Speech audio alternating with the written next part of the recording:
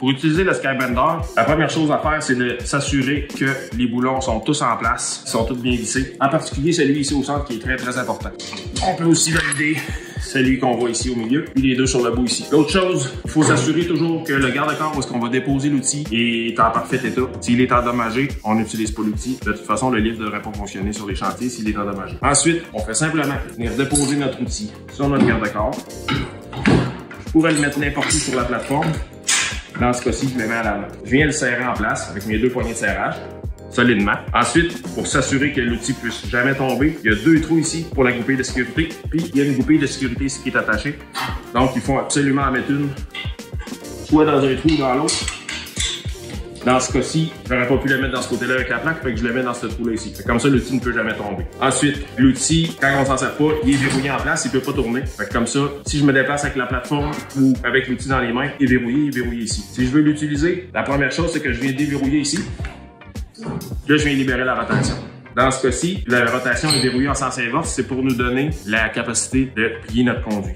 Toutes les marques sur l'outil, toutes les marques de pliage sont identiques à une cintreuse traditionnelle. Donc, on a toutes les mêmes marques de pliage, on a les mêmes déductions de 5 pouces pour le 1,5, 6 pouces pour le 3/4, 8 pouces pour le 1 pouce. Donc, on n'a pas de nouveaux apprentissages à faire. On a la même marque de départ, on a les marques de centre de rayon. Puis, la seule chose qui diffère un petit peu, c'est l'étoile, ce qu'on appelle notre back of 90 degrés, ici qui est représenté par un 90 degrés, qui se trouve être ici au bout.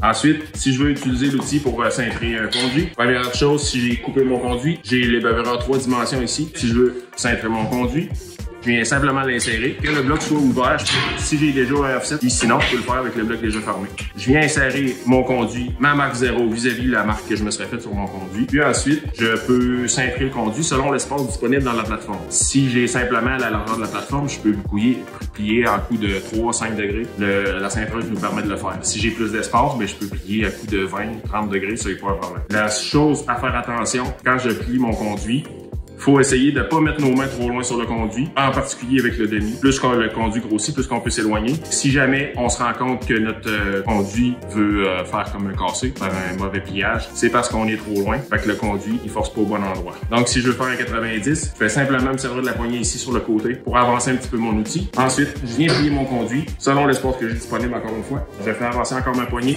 Je plie mon conduit, j'avance ma poignée, je plie, j'avance et je plie. Je me rends jusqu'à ce que mon conduit soit tendu avec ma marque de 90 degrés. Ensuite, pour libérer mon conduit, la façon la plus facile, on a une poignée ici qui est à ressort, qui est verrouillable ouverte. Fait que je peux juste la tirer, la tourner pour la verrouiller en position ouverte. À ce moment-là, je peux faire la rotation inverse. Mon conduit, il est facile à libérer. Si jamais j'ai un offset qui serait pas droit ou qui serait trop fort, ben je peux venir le corriger avec le redresseur de conduit qui remplace, autrement dit, l'autre extrémité de la cintreuse traditionnelle. Fait que j'ai simplement à le reverrouiller en place pour pouvoir faire ma prochain cintrage, puis mon conduit est préinstallé.